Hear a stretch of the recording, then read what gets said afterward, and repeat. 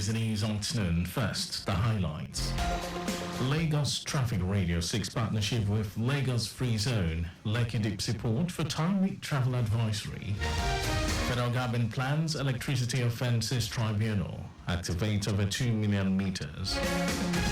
On foreign scene, Russian President Vladimir Putin warned South Korea against arming Ukraine. And in sport, Italian hospital admits former footballer Roberto Baggio after robbery attack. And now the details. I am Mike James. And as part of efforts to expand its operations, Lagos Traffic Radio 96.1 FM has sought partnership with the Lagos Free Zone, LFZ, and the Lekki Deep Sea Port in the areas of adequate and timely travel advisory. General Manager of the station, Tayo Akonle, who led a team on a working visit to the LFZ, explained that Lagos Traffic Radio since 2012 has been steadfast in the delivery of timely and accurate travel information and advisory to Lagos residents. Akonle, who hailed the development within the LFZ as innovative and futuristic in terms of infrastructure and investment, noted that with the various road networks within and outside the zone, Lagos Traffic Radio can play a pivotal role in ensuring partners and organizations operating within the zone make informed travel decisions. The General Manager highlighted some of the achievements of the station to include a ready-made listenership of 2 million from 800,000 in 2012 to the live camera update legacy project, timely updates on flight and railway schedules, to Waterways Live Report and Live Motorbike Incident Report, all hinged on the first pillar of the Themes Plus agenda of the Lagos State Government. He had this to say. Our plan is to also have a booster station around this axis. So by having that station in this area, it will help, especially with the image I saw on roads here, it will help more by providing information to truck drivers, moving from one end to the other from this axis. I think we are going to be in good state to work even more with these establishments. And receiving the visiting delegation, manager, market research analyst for LFZ, Olutayo Olushoga, noted that the zone is sited on 16,500 hectares divided into 4 quadrants and is operated on a purpose-driven business model which covers industrial and infrastructure, blue chip and consumer goods. So like I said earlier on, we have a cluster-based master plan. So 70% is dedicated to industrial use, 20% for logistics, and then 10% mixed use real estate, which is that new sector that I showed you earlier. And then where the railway towers should be. So that's food and beverages, logistics, commercial and mixed use, non-metallic minerals, pharmaceuticals, paper, chemicals, industrials, and then engineering. On his part, manager, sales development and business at Tigogo Okenovo pledged commitment to the idea of a partnership with Lagos Traffic Radio, saying it would further consolidate the growth of the zone and its goals. He also hinted at plans by the Lagos Free Zone to undertake the construction of an additional road network of roads to prevent congestion of traffic within the zone and the Lekki Deep Sea Port. We have this proposed inner road, which is to be completed by us, the zone itself, possibly in the next 1 to 2 years. I've already gotten the right of way for this road. Next, we have this new 7th axial road, it's about 50 kilometers, that leads straight from the zone onto the Shagam Benin Expressway. The idea of this is to show that all the major roads in and out of the zone has already been completed. Right, so the congestion will be second to once all has been finalized. In the highlight of the working visit, the management team of Lagos Traffic Radio was taken on a tour of the warehouses, factories and residential areas within the zone and a tour of facilities within the Lekki Deep Sea Port, which can accommodate 1.2 million containers. In a decisive move to restore order and ensure free flow of traffic, the Lagos State Traffic Management Authority LASMA has impounded another 25 commercial and 15 private vehicles operating illegal garages and causing serious road obstructions around Oyingbo, Ijora and Idumota areas of Lagos. The operation led by LASMA Head of Enforcement Kayode Odunuga under the directives of the Special Advisor to the Governor on Transportation, Shola Giwa, specifically targeted illegal garages that have been a persistent source of congestion and inconvenience for residents and commuters. The Special Advisor confirmed that this exercise, which began in recent weeks, is part of a broader initiative by the Lagos government to enhance the efficiency of the city's transportation network. Giwa emphasized the government's commitment to maintaining law and order on the roads, ensuring that all traffic regulations are strictly enforced. He urged all vehicle owners and operators to adhere to the state's traffic regulations and cooperate with authorities to avoid sanctions.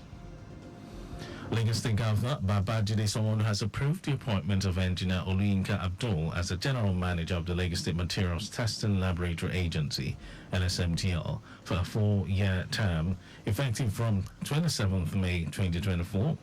The head of service, Bode Aguru, in a statement said the appointment is in recognition of Abdul's impressive track record as an engineer and expect her to demonstrate a high level of dedication, diligence and selflessness in the discharge of her duties to justify the confidence and trust reposed in her by Mr. Governor. Abdul, the first female general manager of the agency, has officially assumed office. In a maiden meeting with the management and staff of the agency, Abdul assured them of her absolute commitment towards the progress of the LSMTL in line with the themes agenda of the Governor Babajide Sanwo-Olu administration. And now to the rest of the stories. The federal government says it is perfecting the process for establishment of an electricity offences tribunal with an inbuilt appeal system to speedily tackle power-related offences. It also declared that over 2 million meters in the power sector had been tested and calibrated, as most of the equipment had been deployed for use by consumers across the country. Speaking at a press briefing in Abuja, the Managing Director, Nigerian Electricity Management Services Agency, Aliyu Tahir, said in line with the mandate of the agency, NEMSA has tested and calibrated over 2.6 million meters. According to Tahir, NEMSA, which is an agency of the federal government established in 2015, is still testing and calibrating more meters to ensure their functionality, durability and safety when in use. He explained that the figures were based on data compiled by NEMSA as of the first quarter of 2024, saying the Electricity Act 2023 had strengthened the enforcement powers and responsibilities of the agency. Tahir stated that based on the powers conferred on the agency in the Electricity Act, NEMSA had been working hard to establish a tribunal that would speedily try electricity-related offences. The Manufacturers Association of Nigeria, MAN, has restated its call that the federal government should end the ban on sachet alcoholic drinks. Director General of MAN, Segun Ajayi, said it is important for the government to lift the ban to prevent further job loss and keep distillers in the country in business. Ajayi said the association remained hopeful that the continuation of the discussion would culminate in a termination of the ban. Meanwhile, the Director General of National Food, Drug Administration and Control, Moji Adeyeye, said the ban on sachet alcoholic drinks is still on and has not yet been called up after it was reported on June 15 that the House Committee on NAFDAC, which investigated the agency's ban in February 1, 2024, concluded that it was untimely given the current economic realities. Adeyeye, speaking on a virtual, said the ban on sachet alcohol was a ministerial directive which remained until the Minister of Health responds. And over to some foreign news. President Vladimir Putin has warned South Korea it would be making a big mistake if it arms Ukraine in the war against Russia. His comments comes after Seoul said it was considering such a possibility in response to Russia and North Korea's new pact to help each other in the event of aggression against either country. The Russian leader was speaking in Vietnam shortly after a lavish visit to Pyongyang, where he signed a mutual defense agreement with North Korean leader Kim Jong-un. Putin also warned that Moscow is willing to arm Pyongyang if the US and its allies continue supplying Ukraine with weapons. Seoul had earlier condemned the Russian-North Korean agreement as a threat to international security, and National Security Advisor Chang Ho-jin had said his country planned to reconsider the issue of arms supports to Ukraine. And over to sports news, Italian football legend Roberto Baggio has been hospitalized after being attacked by armed robbers who stormed his home.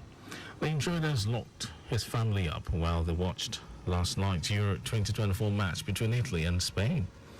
According to a report, 57-year-old Baggio was at his home in Altafila Vicentina, a small town in northern Italy, about an hour's drive from Venice, when a gang of 5 broke in around 10 p.m. local time on Thursday night. Italy lost the game to Spain by a lone goal. Baggio, known as the Divine Ponytail, tried to fight off the attackers and was hit in the head with the butt of a gun before he and his family were locked in a room. Baggio, who was not yet commented on the robbery, spent his entire 22-year supporting career in Italy, playing for Juventus, AC Milan, Inter Milan and other clubs. He has won 2 Serie A titles and is considered one of the world's greatest players. And now's our news at 12. But just before we go, ensure the registration mark on your vehicle is clear and visible at all times.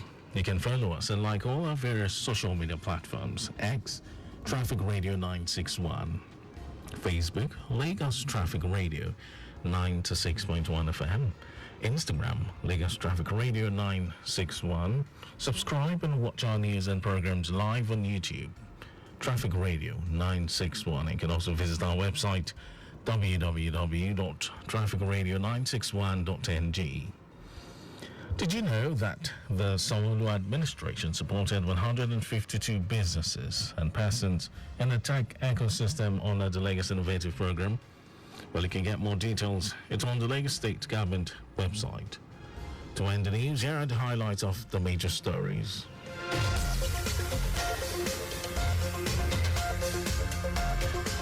As part of efforts to expand its operations, Lagos Traffic Radio 96.1 FM has sought partnership with the Lagos Free Zone, LFZ, and Lekki Deep Seaport in the areas of adequate and timely travel advisory.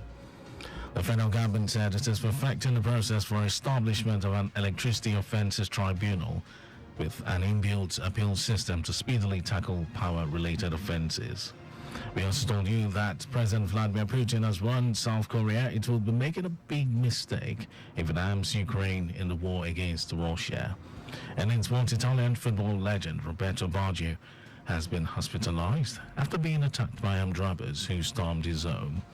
And for contact with the newsroom, send a message to info@trafficradio961.ng. That ends the news broadcast. It was compiled by Adiswa Ejoyoka. Thank you for listening, Lagos. My name is Mike James. Beautiful afternoon to you. It's now time for me to step aside and hand you over to the duo of Micah Arocha and Timotokbe Peterside for GNI on Go. Do have a wonderful time, Lagos.